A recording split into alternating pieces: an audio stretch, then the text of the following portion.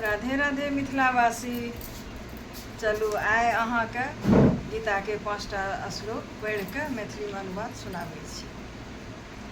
अन्ये च बहवः शूरा मदर्थे त्यक्त जीविताः नानाशस्त्रप्रहरणाः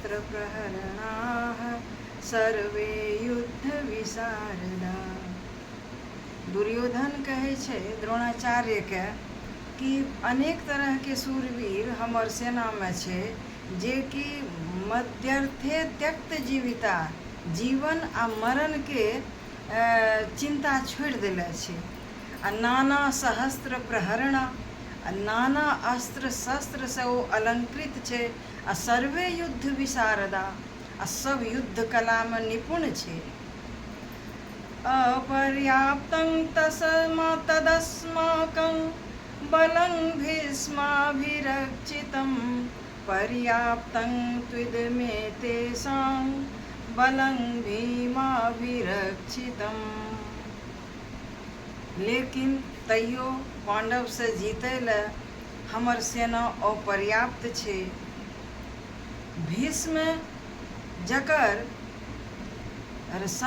भीष्म के संरक्षण में हमर सेना जे छै तैयो पांडव के जीतै ले अपर्याप्त छै। किया तऽ पर्याप्तं त्विदमेतेषां बलं भीमाभिरक्षितम्।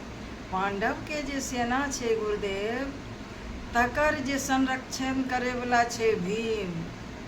भीम से दुर्योधन के डर होइत रहे। भीम के जहर दऽ कऽ मारे के कोशिश केलकै, नहीं मरलै। बचपने से हरबै के कोशिश केलकै, भीम के हरा नहीं सकलै। आ ओकर 100 भाई के मारे के प्रतिज्ञा सेहो भीम कऽ लेने रहै। भीम से बड्ड डर होइत रहे दुर्योधन के। तैं कहै छै जे भीमाभिरक्षित, ओकर पांडव के सेना के रक्षण के करे छै तऽ भीम करे छै। आब 11वां अध्याय सुनू। अयनेषु च सर्वेषु यथा भागमवस्थिता भीष्मेवाभिरक्षन्तु भवन्तः सर्व एव हि। दुर्योधन अपन सेना पर एक दृष्टि डालि कऽ कहै छै जे तू सब चारो कात से भीष्म पितामह के रक्षणार्थ रहे, उनकर रक्षा में चारों तरफ से तू सब तैनात रहे।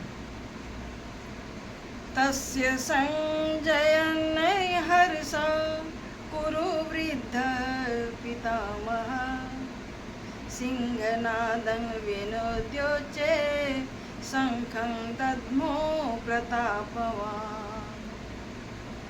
दुर्योधन के हृदय में हर्ष के उत्पन्न करे के लिए भीष्म पितामह शंख, रणभेरी आ तरह तरह के शंख भेल, रणभेरी भेल, आ ई सब के जे छै सिंहनाद भेल, ई सब के बजेलखिन, शंख बजेलखिन भीष्म पितामह।